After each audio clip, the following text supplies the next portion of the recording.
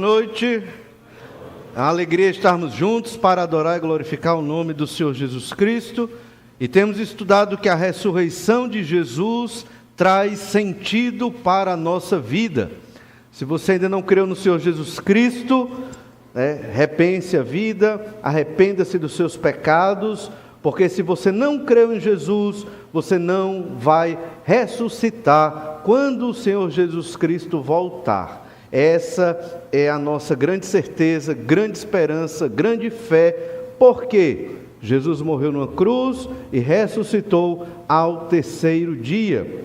A igreja de Corinto, não toda, mas muitos na igreja de Corinto, não criam na ressurreição do Senhor Jesus Cristo. Talvez, por causa disso, eles passavam por muitos problemas, divisões internas, pelo menos 4 partidos ali divididos.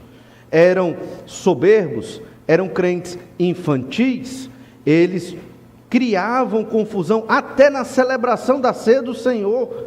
Uns comiam tudo, não sobrava para os outros, geralmente eram os mais abastados, que não deixavam para os mais pobres, ali na ceia do Senhor. Muitos problemas existiam na igreja de Corinto, castas espirituais. Aqueles que falavam em línguas, outras línguas, se achavam mais espirituais do que aqueles que não tinham esse dom. E talvez até alguns forjassem o dom de línguas para parecer mais espirituais. Por que esta igreja, e a gente só acredita que é uma igreja porque está escrito em 1 Coríntios capítulo 1, lá no início da epístola, que diz: a igreja de Deus. Paulo escrevendo a igreja de Deus na cidade de Corinto. Mas tinha muitos problemas aquela igreja. E por que tinha muitos problemas? Porque esqueceu de olhar para o Senhor Jesus Cristo. Esqueceu de arrepender-se dos seus pecados e seguir, imitar, buscar o Senhor Jesus Cristo. E esse é o mal. Esse é o mal do mundo evangélico, ou religioso, ou cristão. É esquecer do Senhor Jesus Cristo. Fala-se de tudo dentro de uma igreja, menos de Jesus, da sua morte e ressurreição. Nós vimos que no capítulo 2, Paulo já começa a dar a solução. Na verdade, no capítulo 1, qual era a solução para o problema da igreja de Corinto? A cruz de Cristo. Só que Jesus não ficou morto, ele ressuscitou, e então Paulo agora está falando da ressurreição. Todo o capítulo 15 de 1 Coríntios trata da ressurreição de Jesus e da ressurreição dos crentes em Jesus. Nós não ficaremos mortos. Nós, mesmo com a morte, vamos ressuscitar para uma vida com Deus. Essa é a nossa esperança, essa é a grande promessa do Senhor. E nós estamos aqui em 1 Coríntios 15, estudando esta verdade maravilhosa. E eu quero que você sempre pense da seguinte maneira: o que vai fazer eu ser um crente atuante, operoso, firme, no meio das tentações e pecados, diligente, servo de Deus? O quê? Às vezes nós pensamos que é uma mensagem coach, às vezes nós pensamos que é um determinado tipo de programação da igreja. A comunhão aquece o coração. Será que é a comunhão que vai fazer você ser um crente mais firme, melhor, inabalável? Não, não é nada disso. É a crença na morte e ressurreição de Jesus. Sempre começamos lendo o último versículo do capítulo 15. Olha aí o último versículo do capítulo 15, que é a aplicação prática desta doutrina. 1 Coríntios 15, 58. Portanto, meus amados irmãos, sede firmes, inabaláveis e sempre abundantes na obra do Senhor, sabendo que no Senhor o vosso trabalho não é vão. Hoje lemos um texto, lá em Atos 26, que Paulo passou 2 anos preso e foi pregar o evangelho para o governador romano Festo e o rei Agripa, um Herodes, descendente de Herodes o Grande, neto dele, e não se converteram. Foi em vão? Não, não foi em vão, porque ele fez para a glória de Deus e pregou a mensagem do evangelho. Nós crentes, se queremos ser firmes, inabaláveis, sempre abundantes, e não tristes e depressivos com o nosso serviço e ministério na igreja, temos que crer na ressurreição do Senhor Jesus Cristo. Aí você diz, não, pastor, eu creio na ressurreição de Jesus. Amém. Talvez nós não sejamos como a igreja de Corinto, do jeito que eles eram, mas nós podemos ser de outra forma. Afirmamos com a boca que cremos na ressurreição de Jesus, mas a nossa alegria não está na ressurreição que Jesus conquistou para nós. Se a nossa alegria estivesse na ressurreição que Jesus conquistou para nós na cruz, penso eu que nós seríamos mais firmes, inabaláveis e sempre abundantes na obra do Senhor. Não é fazendo só quando dá e quando pode, é abundante. A palavra abundante, você imagina quando você enche um copo de água, ele transborda, sobra. Sirva ao Senhor de modo que sobre, de modo farto, não remindo o tempo. Para as coisas da terra eu conto o tempo. Não, realmente eu não posso fazer muito isso, tem um horário para aquilo, horário para aquilo outro. Para as coisas de Deus eu não conto o tempo. Eu vou dedicar tempo ao Senhor, vou dedicar saúde ao Senhor, vou dedicar vida ao Senhor, a família ao Senhor. Eu não vou ser mesquinho no trabalho de Deus. E é incrível como a Bíblia fala para ser firme, inabalável e sempre abundante, e entendendo que o trabalho, o serviço que você faz para Deus não é vão. Você tem que crer na ressurreição do Senhor Jesus Cristo. Não só crer dizendo, eu acredito, mas confiando nesta promessa. Nós começamos lendo do verso 1 ao verso 11. Vamos ler novamente para contextualizar. 1 Coríntios 15, verso 1. Irmãos, venham lembrar-vos o evangelho que vos anunciei, o qual recebestes e no qual ainda perseverais. Por ele também sois salvos, se retiverdes a palavra tal como vos-la preguei, a menos que tenha escrito em vão. Antes de tudo, vos entreguei o que também recebi, que Cristo morreu pelos nossos pecados, segundo as Escrituras, e que foi sepultado, e ressuscitou ao terceiro dia, segundo as Escrituras, e apareceu a Cefas, e depois aos 12, depois foi visto por mais de 500 irmãos, de uma só vez, dos quais a maioria sobrevive até agora, porém alguns já dormem. Depois foi visto por Tiago, mais tarde por todos os apóstolos, e afinal, depois de todos, foi visto também por mim, como por um nascido fora de tempo, porque eu sou o menor dos apóstolos, que mesmo não sou digno de ser chamado apóstolo, pois persegui a igreja de Deus, mas pela graça de Deus sou o que sou, e a sua graça que me foi concedida não se tornou vã. Antes trabalhei muito mais do que todos eles, todavia não eu, mas a graça de Deus comigo. Portanto, seja eu ou sejam eles, assim pregamos e assim crestes. Nós meditamos domingos atrás sobre todos esses versículos e veja como Paulo faz questão de provar. Jesus ressuscitou. Alguns que viram Jesus andando em Jerusalém, depois da sua ressurreição, antes de Jesus subir ao céu, ainda estão vivos e viram Jesus ressurreto, e eles testemunham que viram Jesus ressurreto. Por isso que a mentira das autoridades não pegou, as autoridades judaicas lá, dizendo que o corpo de Jesus fora roubado pelos apóstolos. Não pegou, porque o povo que estava até blasfemando e falando mal de Jesus em Jerusalém, quando ele carregava o patíbulo da cruz para ser crucificado, o povo, muitos deles viram Jesus andando em Jerusalém. Então não tinha como mentir e dizer que ele não ressuscitou. E essa é uma base fundamental do cristianismo bíblico. E então chegamos no nosso texto, do verso 12 ao verso 20. A ressurreição de Jesus traz sentido à nossa vida. Nós estamos observando 3 argumentos hipotéticos que Paulo levanta, caso Jesus não tenha ressuscitado. Primeiro argumento, que nós já vimos: se Cristo não ressuscitou, nossa fé é sem sentido. Olha o verso 12, estamos revisando.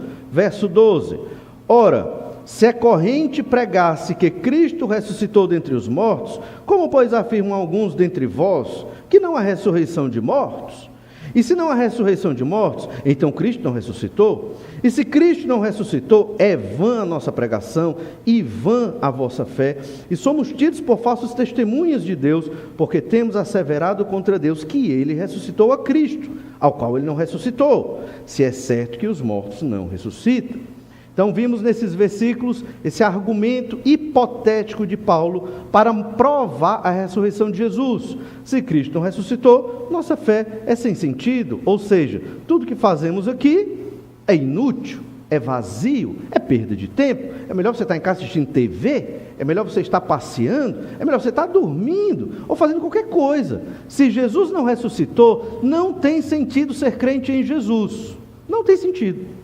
Ele é muito lógico, e isso é importante, porque a fé cristã bíblica, ela é lógica, baseada numa fé racional, não é um delírio criado por uma pessoa, como se fazem nas seitas. É um livro, a Bíblia, escrito durante o período de 1600 anos, desde Moisés, que escreveu os 5 primeiros livros da Bíblia, até João, que escreveu o livro do Apocalipse, o João, o discípulo amado, que é o último livro do cânon da Escritura, escrito no ano 90 depois de Cristo. Então, muitos séculos levou para que a palavra de Deus fosse escrita. 66 livros, 40 autores diferentes, vários gêneros literários diferentes, e não são gêneros literários simplistas, como a gente vê hoje, né? As produções literárias hoje são muito pobres. A escritura, cheia de poesia, cheia de artifícios literários sofisticados até para a modernidade. É muito interessante isso. Ou seja, a Bíblia não é um livro qualquer, é uma coleção de livros que revela a vontade de Deus. E então, do verso 16 ao verso 18, estudamos o segundo argumento: se Cristo não ressuscitou, não há vida eterna. Primeiro argumento: se Cristo não ressuscitou, é vã a nossa fé, não tem sentido. Segundo, se Cristo não ressuscitou, não tem vida eterna, não há vida eterna. Olha o verso 16. Lembra, Paulo está levantando argumentos hipotéticos para mostrar pelo absurdo que se você não crê na ressurreição, não tem como você ser um crente, um cristão, não tem como você viver a fé de Jesus. Olha o que diz o verso 16. Porque se os mortos não ressuscitam, também Cristo não ressuscitou. E se Cristo não ressuscitou, é vã a vossa fé, e ainda permaneceis nos vossos pecados. Veja, não há perdão de pecados se Cristo não ressuscitou. Verso 18. E ainda mais, os que dormiram em Cristo pereceram. Ou seja, aqueles que morreram crentes foram para o inferno. Porque se Cristo não ressuscitou, não tem perdão de pecados, ninguém está livre da condenação do inferno. Até aqueles que se dizem crentes serão condenados ao inferno se Jesus Cristo não ressuscitou. Verso 19.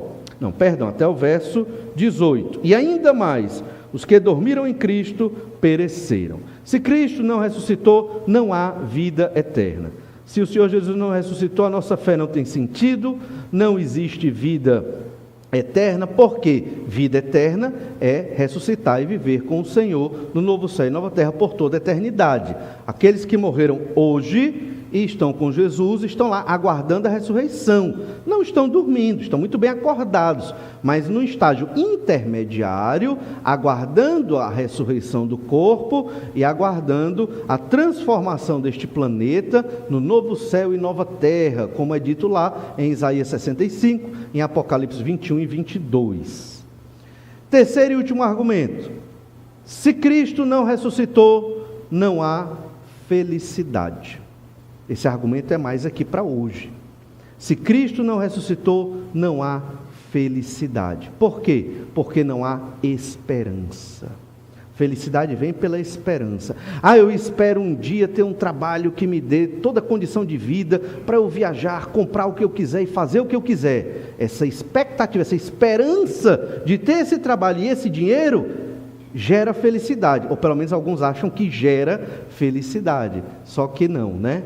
Não é bem assim. Felicidade não depende disso.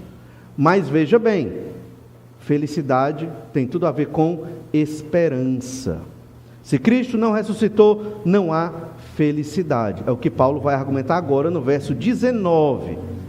Se a nossa esperança em Cristo se limita apenas a esta vida, somos os mais infelizes de todos os homens. Se Cristo não ressuscitou, não há esperança.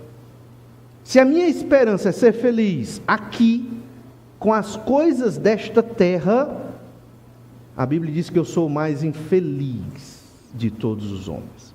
Ele está dizendo para crentes que não creem na ressurreição de Jesus. O que é que Paulo está querendo dizer? Onde está a minha felicidade? Na vida eterna, na ressurreição do último dia. Não está aqui. Nós temos momentos de felicidade, mas esses momentos são episódicos e não são plenos. E esse é o grande engano que o humanismo e as filosofias modernas e o evangelicalismo humanista traz para o crente. É acreditar, esse é o engano, é acreditar que aqui nesta terra eu serei feliz. Ah, pastor, discurso pessimista. O senhor é muito pessimista. O senhor tem que rever essas coisas, né? Não sou pessimista. Sou bíblico. Bíblico. Porque é o que a Bíblia diz. A nossa felicidade está em Deus. A nossa esperança está na ressurreição. A nossa felicidade é ter um relacionamento com Deus, porque só Ele pode suprir a nossa carência. Você já viu uma esposa muito ciumenta? Uma esposa que não deixa o marido ir para canto nenhum, bota uma corrente nele, coitado, não pode ir na esquina, e olha que ele não dá motivo. É um caso hipotético, não estou falando de ninguém aqui da igreja. Mas já viram situações assim? Sabe por que acontece isso? Você já viu, para não ser injusto com a esposa, já viu um marido ciumento, né? Marido que a esposa pode nem olhar para o lado assim, chega, fica com um torcicolo. Já viu isso acontecer às vezes com os crentes? Por que será que isso acontece? Sabe por quê? Porque tanto a esposa como o marido fazem o seu cônjuge o seu ídolo. E aí quer que o cônjuge supra as suas necessidades mais íntimas e profundas. Não pode. Nenhum ser humano vai suprir isso para nós. Nenhum ser humano. Grande erro quando as pessoas vão casar é achar que no casamento eu serei plenamente feliz. Porque eu sou crente em Jesus, ela é crente em Jesus, vamos casar, vamos ser plenamente felizes. Não é assim. Mas por que, pastor? Se a Bíblia diz que o casamento é uma bênção?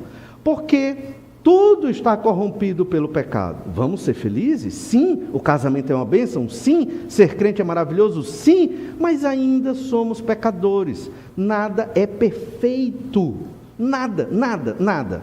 Ah, eu achava que quando eu chegasse nesse meu trabalho, ou no ápice da minha profissão, eu seria mais feliz. Já ouviram falar assim? Ah, quando eu me tornar multimilionário, eu achava que eu seria mais feliz. Estou profundamente depressivo. Já ouviram histórias assim?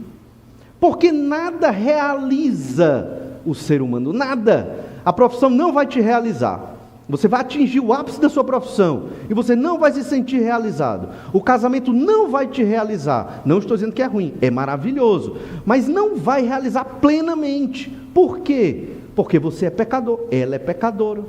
Não tem como ter perfeição e plenitude nessa terra. Não dá. Mas isso não sou eu que estou dizendo. O mundo jaz no maligno. O pecado está dentro de nós. Todo dia lutamos contra o nosso pecado. E por mais dedicado e crente que você seja, busque a Deus, infelizmente, acabamos pecando. Confessamos o pecado, nos levantamos, pedimos perdão a Deus e continuamos na batalha. E o que eu faço para eu não ficar triste, infeliz, desmotivado, decepcionado com as coisas do mundo e da própria igreja? Eu olho para Jesus Cristo, autor e consumador da minha fé, porque Ele conquistou para mim a real felicidade na ressurreição, no novo céu e nova terra. E é isso que Paulo está dizendo para aquela igreja. Se a nossa esperança em Cristo se limita apenas a esta vida, somos os mais infelizes de todos os homens. Em outra versão diz, os mais miseráveis. A nossa alegria não pode estar aqui somente. A nossa principal alegria tem que ser a ressurreição. Se isso não é claro para você na sua mente, significa que você tem que estudar mais esse capítulo e entender a relação de todo esse capítulo com o versículo 58, que diz que nós devemos ser sempre firmes, inabaláveis e sempre abundantes na obra do Senhor, entendendo que no Senhor o meu trabalho não é vão. Você prega o Evangelho, você testemunha, você lê sua Bíblia, você ora, aí puf, você é demitido, puf, você tem uma doença, puf, você perde um patrimônio.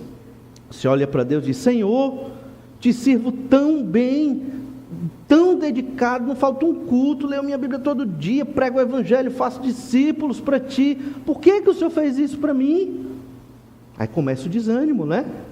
Lembra, Paulo estava lá em Cesareia, 2 anos preso para evangelizar, tanto Agripa como Festo, e eles não creram. Paulo ficou desanimado? De forma nenhuma, porque ele entendia a ressurreição, ele ia ressuscitar, ele estava animado, mesmo com as dificuldades. Não desanime com as dificuldades, continue crendo, firme, e à medida que você for amadurecendo na sua fé, aprenda a dedicar mais a Deus. Nunca chegue num ponto da sua vida, como crente em Jesus, que você vai dizer, já dediquei tudo, pronto, agora eu vou só descansar, já dediquei tudo, não tem nada mais para dedicar e entregar para Jesus. Tem mais para entregar para Jesus. Nunca um crente chega no ápice, nunca. Ele sempre tem algo que ele precisa entregar e dedicar e desapegar ou aprender para servir melhor o Senhor Jesus Cristo. Se Cristo não ressuscitou, não há felicidade. É o que Paulo está dizendo. Não há felicidade. Verso 19. Se esperamos em Cristo só nesta vida, somos os mais miseráveis de todos os homens. Se esperamos em Cristo só nesta vida. Isso é outra versão do verso 19, outra tradução. É interessante que muitas igrejas evangélicas pregam Jesus para resolver os problemas só desta vida. Não é verdade? Pare de sofrer. Jesus vai fazer você parar de sofrer aqui, né? Está com problema na sua família? Vem aqui para a cura da família. Jesus vai curar a sua família aqui, hoje. É o que esse versículo está dizendo. Se esperamos em Cristo só nesta vida, você não está esperando nem nas coisas do mundo, você está até buscando Jesus, mas você quer Jesus só para resolver os seus problemas. Você não quer Jesus para ser discípulo de Jesus, pregar o Evangelho de Jesus, fazer a obra de Jesus na igreja de Jesus, segundo o Evangelho de Jesus. Não. Você quer Jesus para resolver as suas necessidades. E Jesus pode? Pode. E nós temos que pedir? Temos. Mas o foco não é isso. O foco é servir ao Senhor Jesus Cristo para cumprir a missão que Ele deixou para nós, discípulos do Senhor Jesus Cristo. Olha o verso 20. Mas de fato, Cristo ressuscitou dentre os mortos, sendo Ele as primícias dos que dormem. E aí ele deixa claro, tudo isso é hipotético. Se Cristo não ressuscitou, a fé não tem sentido. Se Cristo ressuscitou, não há vida eterna, salvação. Se Cristo não ressuscitou, não há felicidade, porque nós não vamos ressuscitar.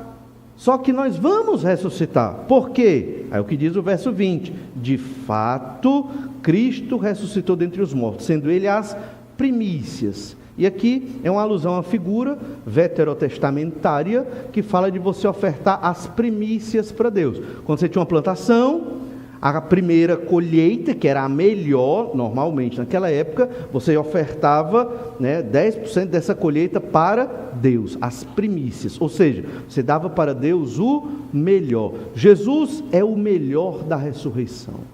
Ele é o primeiro a ressuscitar. Jesus está inaugurando, quando ressuscita, uma nova humanidade. Uma humanidade de seres que vão ressuscitar sem pecado, completamente tementes a Deus, para viver por toda a eternidade com o Senhor no novo céu e nova terra.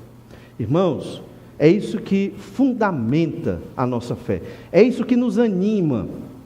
E é maravilhoso saber que a viagem missionária já está lotada, né? Que bênção! Se fosse um retiro, eu ficava até, retira, a turma gosta, né? Mas a viagem missionária, isso é uma bênção. É um ônibus lotado e outros carros vão também. Quer dizer, que maravilha! A igreja está entendendo.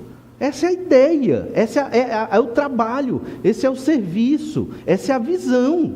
É proclamar o evangelho aos perdidos. Eu sei que são só 2 dias, talvez 3 ali, mas o missionário fica extremamente animado e motivado e alegre. Muitos irmãos que nunca pregaram vão pregar e outros vão se exercitar pregando ali nessa experiência missionária. Que maravilha! Por que que se serve assim? Porque no outro dia muitos vão trabalhar, muitos vão estudar. E por que vão para essa viagem tão cansativa? Porque vale a pena, porque Jesus ressuscitou. É importante. Por que você vai servir a Jesus? Ler sua Bíblia todo dia, ter tempo de oração, pregar o Evangelho, fazer discípulos, servir no ministério, dentro da igreja ou fora dessa igreja? Porque Jesus ressuscitou. Ele foi o primeiro de uma humanidade que vai ressuscitar. E nós, crentes em Jesus, não porque somos bons, mas pela graça de Deus, vamos ressuscitar.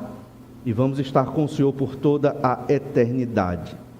Verso 21, visto que a morte veio por um homem, também por um homem veio a ressurreição dos mortos.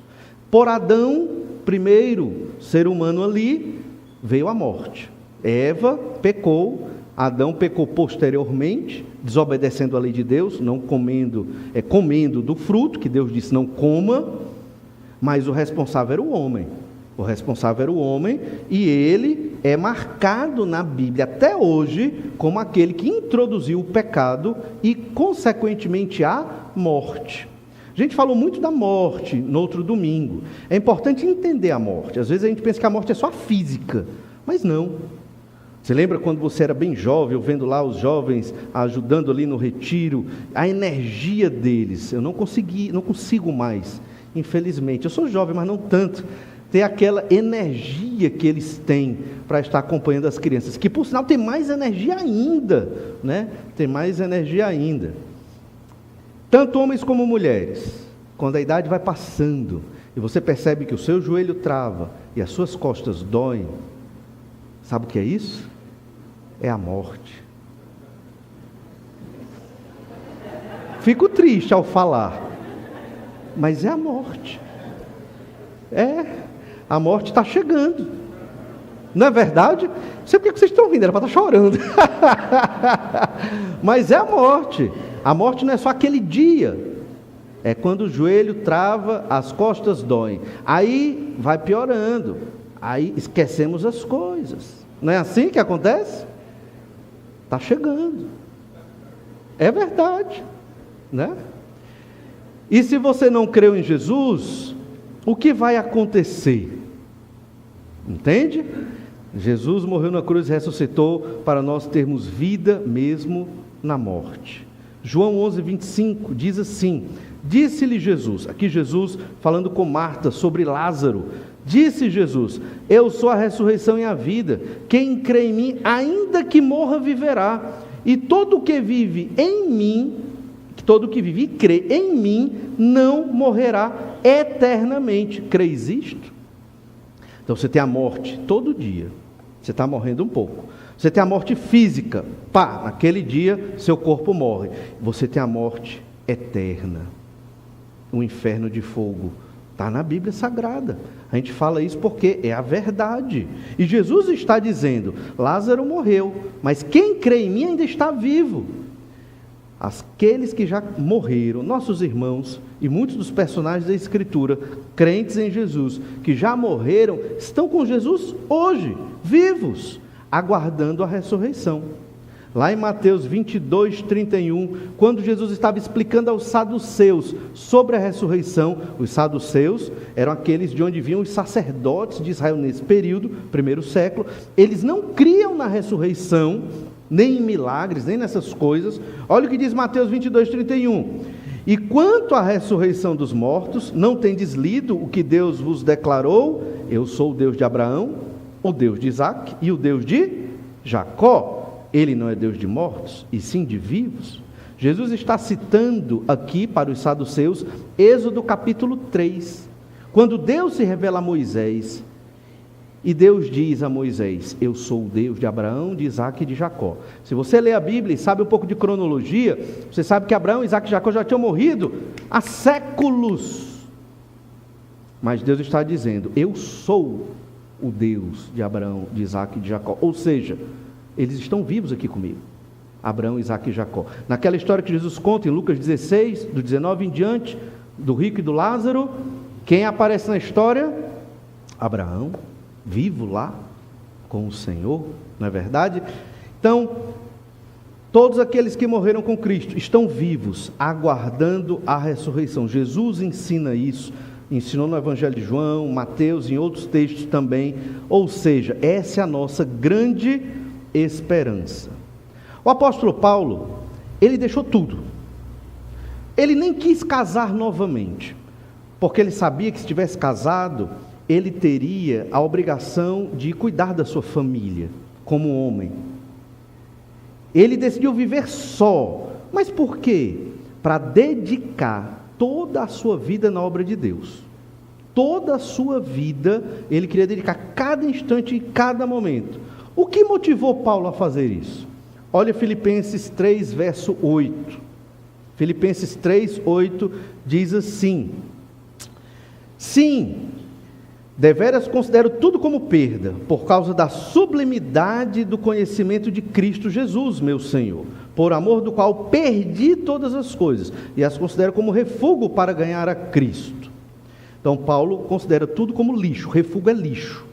Eu considero todas as coisas da minha vida em segundo, terceiro e quarto lugar, e primeiro está o Senhor Jesus Cristo. Todo crente deve pensar assim. Paulo, obviamente, foi chamado para um ministério diferente, especial. Ele era um apóstolo. Ele plantou inúmeras igrejas ali no mundo antigo do Império Romano. Ele tinha um ministério diferenciado. Pode ser que você tenha também, pode ser que Deus te chame para isso, mas se não, Deus vai te chamar para servir nesta igreja. Então você deve servir nessa igreja considerando tudo da sua vida, segundo lugar.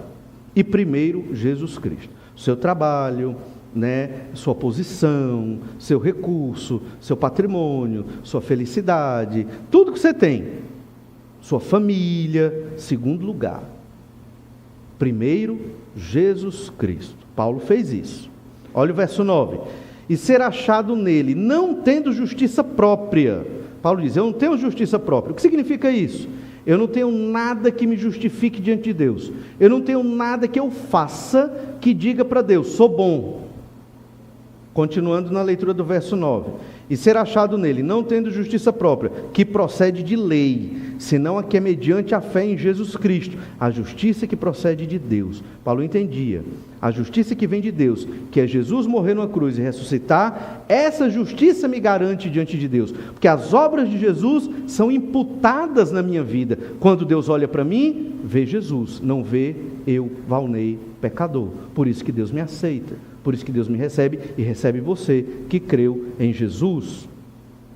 E aí o final do verso 9 diz, baseada na fé. Verso 10, Filipenses 3, 10. Para o conhecer. Então tudo isso eu deixei de lado, não tendo minha própria justiça, mas a justiça de Jesus em mim, para o conhecer. Para conhecer quem? Jesus Cristo. E o poder da sua ressurreição. Paulo deixou tudo de lado para conhecer Jesus Cristo e o poder da sua ressurreição. Quanto mais você se dedica ao Senhor, está proporcionalmente ligado com o tanto que você crê na ressurreição. Quanto mais você está pegado nessa terra, menos você serve ao Senhor. Quanto mais você está pegado à ressurreição, mais você serve ao Senhor. É simples. Esse é o ensino. E é o que Paulo está dizendo aqui também. E ele continua no verso 10. E a comunhão dos seus sofrimentos. Ora, eu quero conhecer Jesus, o poder da ressurreição de Jesus, e eu quero comungar. Comunhão aqui, eu quero ter tudo em comum. Com o quê? Os sofrimentos de Jesus. Jesus é o mestre, ele sofreu na cruz. O discípulo de Jesus tem que estar pronto para sofrer também. Graças a Deus, na modernidade, nós não precisamos ser crucificados, nem ser presos aqui no nosso país. Graças a Deus por isso. Mas nós precisamos sofrer por Jesus. Como? Sendo rejeitados por amigos, que não querem saber de Jesus, que não vão contribuir com a fé e com a luz, com a glória de Deus. Rejeita esses amigos. Ah, então eu vou viver numa bolha? Não, prega para eles. Não se converteu? Então não quero saber. Prega para eles. Não se converteu? Eu vou andar com os crentes em Jesus. Essa é a ideia. Entende? E quando você pregar, vão lhe rejeitar na sua família, vão lhe rejeitar na sua escola, na universidade, no seu trabalho, não tem para onde correr, vão lhe rejeitar, porque as trevas não gostam da luz. E a nossa missão é amar os pecadores e levar o Evangelho para que eles creiam no Senhor Jesus Cristo. Mas se eles não querem, só podemos orar por eles. Mas Paulo estava pronto para comungar dos sofrimentos de Jesus. É isso. E diz mais no verso 10: conformando-me com ele na sua morte. Paulo está dizendo: estou pronto para morrer contigo, Senhor, se for necessário.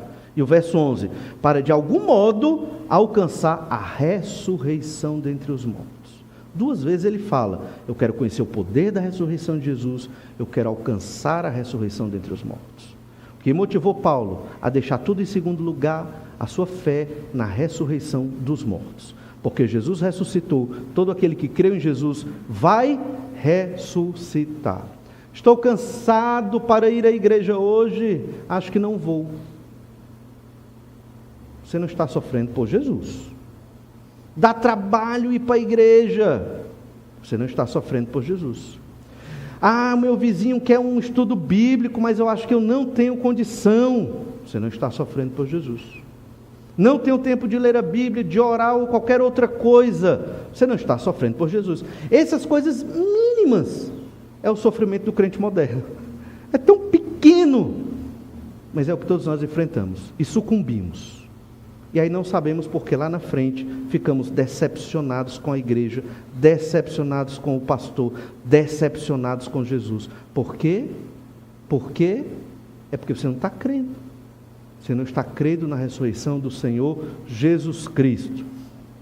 Lá em 2 Timóteo capítulo 1, verso 10, lemos assim: e manifestada agora pelo aparecimento de nosso Salvador Cristo Jesus, o qual não só destruiu a morte, como trouxe à luz a vida e a imortalidade mediante o Evangelho. Quando Jesus se manifestou e ele morreu na cruz, ele destruiu o poder da morte.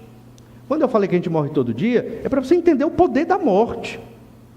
A morte tem um poder terrível sobre nós. Lembra da pandemia? As pessoas morrendo, nós ficamos assustados, muitos depressivos, foi um negócio terrível. É o poder da morte. É terrível. Jesus destruiu a morte, trouxe luz à vida eterna, à imortalidade, através do Evangelho, porque ele ressuscitou. Olha Romanos capítulo 6, verso 8. Romanos 6, verso 8, diz assim: ora, se já morremos com Cristo, cremos que também com Ele viveremos. Sabedores de que, havendo Cristo ressuscitado dentre os mortos, já não morre, a morte já não tem domínio sobre ele. Pois quanto a ter morrido de uma vez para sempre, morreu para o pecado, mas quanto a viver, vive para Deus. Assim também vós, considerai-vos mortos para o pecado, mas vivos para Deus em Cristo Jesus. Vida é Deus, é estar com Deus, é obedecer a Deus, é servir a Deus. Isso é vida. E resultado disso, alegria, felicidade, paz, tranquilidade, mesmo no mundo corrompido pelo pecado. Esse é o entendimento da Escritura, esse é o plano de Deus para todos nós. Jesus, ao destruir a morte, nos garantiu vida, vida abundante, vida eterna. Em 1 Coríntios 15, 54, olha aí, um pouco mais para frente, 1 Coríntios 15, 54. E quando este corpo corruptível, que é o nosso corpo hoje, se revestir de incorruptibilidade, e o que é mortal se revestir de imortalidade, então se cumprirá a palavra que está escrita: tragada foi a morte pela vitória. Um dia o nosso corpo não vai mais ser fraco, ele não vai mais adoecer, ele não vai mais se desgastar, ele não vai ficar incompleto. Nosso corpo vai ser pleno para vivermos eternamente com Deus. Essa é a verdadeira vida que nós aguardamos. O que estamos vivendo hoje é uma transição, é temporário. Já já estaremos com o Senhor. E isso tem que ser uma realidade muito vívida na mente dos crentes em Jesus. Por quê? Porque está no Evangelho. Porque essa é a verdade. Jesus morreu na cruz e ressuscitou para termos esta viva esperança, e isto é felicidade. O interessante é que, quando eu vejo isso como felicidade, que é porque a Bíblia diz, as outras áreas da minha vida se ajustam. Entende? Por quê? Eu não coloco mais a expectativa da felicidade no meu casamento. Eu coloco na ressurreição. Consequentemente, eu me torno feliz no meu casamento. Porque eu não vou cobrar da minha esposa e a esposa do marido algo que só Deus vai dar. Que é um problema. É um problema. Eu não vou ter a expectativa que a minha profissão vai trazer algo que só Deus pode me completar. Que muitas pessoas vivem isso. Eu não vou nutrir a expectativa que a riqueza, o poder e o dinheiro vão me trazer algo que só Deus pode dar. Entende? Então, quando eu confio no Senhor e deposito a minha esperança, felicidade e alegria em Deus, o resto se ajusta. E eu posso me dedicar a servir ao Senhor. Não só eu, como qualquer crente no Senhor Jesus Cristo. Mas o inverso é destrutivo. Minha vida é focada para resolver meus problemas aqui da terra, porque eu estou muito envolvido nas coisas desta terra, quer seja da família, quer seja do trabalho, e eu estou ali, e Deus fica longe. Não é um estilo de vida inteligente, é frustrante, decepcionante, e vai gerar muitos problemas. Por quê? Eu deixei de olhar para a ressurreição, que Jesus tanto falou, e que Jesus conquistou na cruz do Calvário. Olha Apocalipse 21, verso de 1 a 4, que fala desta ressurreição no seu estágio já bem avançado. Vi novo céu e nova terra, pois o primeiro céu e a primeira terra passaram, e o mar já não existe. Vi também a cidade santa, a nova Jerusalém, que descia do céu da parte de Deus, ataviada como noiva, adornada para o seu esposo. Então ouvi grande voz vinda do trono dizendo, e aqui é uma voz que João ouviu naquele momento: eis o tabernáculo de Deus com os homens, Deus habitará com eles, eles serão povos de Deus, e Deus mesmo estará com eles. Veja bem, hoje Deus está aqui, a gente crê na presença de Deus, porque onde estão reunidos dois ou mais em nome de Jesus, o Senhor está ali. Mas Deus não está tão presente quanto poderia estar. Por quê? Porque somos pecadores. O nosso culto é imperfeito. O pregador é pecador. Entende? Quem cantou e dirigiu e tocou e quem cantou aí nas cadeiras são pecadores. Então o culto é imperfeito, o culto é falho, por mais que nos santifiquemos. E o Senhor não aceita qualquer coisa, certo? O Senhor é um Deus todo-poderoso.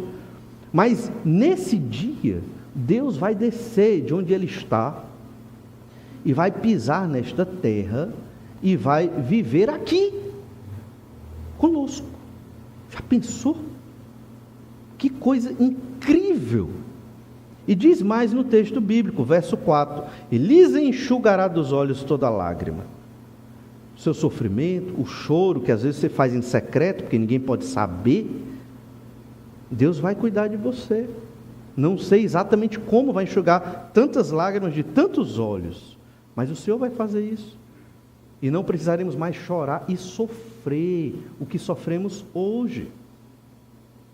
E a morte já não existirá. Já não haverá luto, nem pranto, nem dor, porque as primeiras coisas passaram. Hoje vivemos nas primeiras coisas. O pecado ainda tem um efeito forte sobre nós, mesmo sendo nós crentes em Jesus. O pecado nos maltrata, mesmo você sendo um crente sincero, dedicado, honesto, santo, que busca a Deus, o pecado ainda está aí. Infelizmente, os efeitos do pecado são terríveis. E é por isso que o crente que lê a Bíblia e busca o Senhor, ele almeja a volta de Jesus, porque quando Jesus voltar vai ser muito melhor. A gente vai para algumas atividades, como a Semana de Música, lá no Seminário Batista do Cariri, e vem crentes de várias partes, né? A gente fica com saudade porque cada um volta para o seu lugar. E aí, quando é que você vai ver aquele irmão? Não sei, talvez demore meses, anos, para você ver aquele irmão de novo. Isso acontece nas associações de igrejas, e assim por diante, né? E é um tipo de tristeza, né? Uma tristeza simples, mas é um tipo de tristeza. Mas quando o Senhor estiver aqui, todos os crentes de todas as igrejas, de todas as partes do mundo, de todas as épocas, vão estar reunidos ali, nesse novo céu e nova terra. E a ressurreição, ela não é só para o ser humano. Em Romanos 8,18 ainda lemos, porque para mim, Romanos 8,18, porque para mim tenho por certo que os sofrimentos do tempo presente não podem ser comparados com a glória a ser revelada em nós.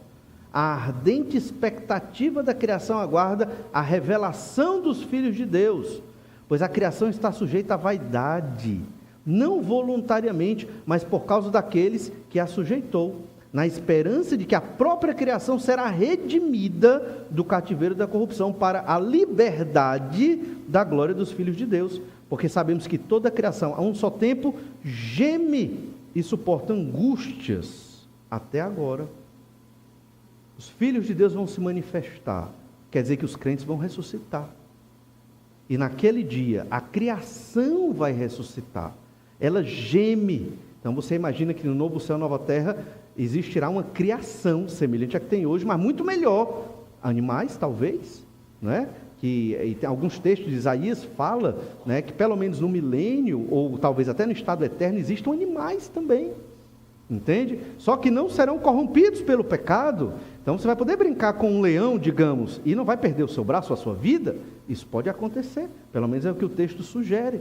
Viveremos numa nova criação perfeita, com pessoas perfeitas e sem pecado. E a criação está gemendo, aguardando esse momento de restauração. Os sofrimentos de hoje, da época de Paulo, a perseguição e a morte, não se comparava com a glória que vai ser revelada nos filhos de Deus, os crentes em Jesus que haverão de ressuscitar. Apocalipse 21, verso 6, diz assim: o vencedor herdará estas coisas, e eu lhe serei Deus, e ele me será filho. Você quer ser um vencedor? Vamos fazer pregação coaching aqui. Quer ser um vencedor? É crer em Jesus. Isso é ser vencedor. Porque está aqui. Apocalipse 21, 6. O vencedor herdará estas coisas. Eu lhe serei Deus e ele me será filho. É Deus mesmo falando. Todo aquele que crê em Jesus é um vencedor, porque vai ressuscitar numa nova criação restaurada por Deus. Quanto, porém, aqui é o verso 8. 1 Coríntios, eu li o verso 7, agora o verso 8. Eu disse 6, mas é o 7. Agora o verso 8. Apocalipse 21, 8. Quanto, porém, aos covardes, aos incrédulos, aos abomináveis, aos assassinos, aos impuros, aos feiticeiros, aos idólatras e a todos os mentirosos, a parte que lhes cabe será no lago que arde com fogo e enxofre, a saber, a segunda morte, que é a morte eterna. Esses são os perdedores.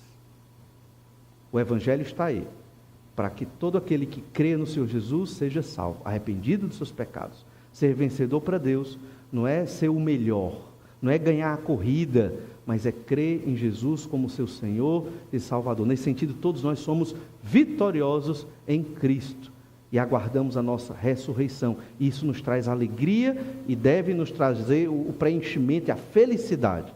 Mas aquele que não creu em Jesus, ele tem muitos problemas. Ele tem um grande sofrimento. Além do sofrimento do pecado de hoje, vai ter o sofrimento do pecado por toda a eternidade. Porque o pecado é terrível e é um crime contra o Senhor nosso Deus. Se você ainda não creu no Senhor Jesus Cristo, essa é a mensagem da Bíblia Sagrada. Arrependa-se do seu pecado. Creia em Jesus. Porque naquele dia, aqueles que não creram serão os perdedores e vão sofrer por toda a eternidade. Mas para os crentes, lembra de 1 Coríntios 15, 58? Portanto, meus amados irmãos, sede firmes, inabaláveis, sempre abundantes na obra do Senhor, sabendo que no Senhor o seu trabalho não é vão. A ressurreição de Jesus, ele traz sentido para todos os aspectos da nossa vida. Vamos orar, pedir que o Senhor nos abençoe. Obrigado, Senhor, pela nesse domingo maravilhoso podemos ser desafiados, tanto pela manhã como à noite, podemos adorar a Ti com cânticos, com a nossa vida, e podemos, Senhor, perceber o quanto o Senhor é maravilhoso, ao enviar Jesus Cristo, o Senhor Jesus, para morrer numa cruz pelos nossos pecados. Certamente a tua palavra é motivação e vida para os crentes em Jesus. Abençoa, Senhor Deus, para que te sirvamos mais e mais, não por outras motivações, mas por quem o Senhor é, pelo que o Senhor fez por nós, nos salvando da nossa condenação através da crucificação de Jesus e nos dando vida eterna pela ressurreição do Senhor Jesus Cristo, para estarmos naquele dia no novo céu, na nova terra, com o Senhor Jesus Cristo e com o Espírito Santo. Te agradecemos por todas estas bênçãos maravilhosas, pedimos-te, ó Pai, sabedoria para viver segundo o teu querer e a tua vontade. É em nome de Jesus que oramos. Amém. Você terá agora um tempo de oração silenciosa e pode conversar um pouco mais com Deus sobre tudo que você ouviu. Deus lhe abençoe, lhe dê uma boa semana. Lembre de ler sua Bíblia todo dia e de ter um tempo de oração. Uma boa noite a todos e até breve.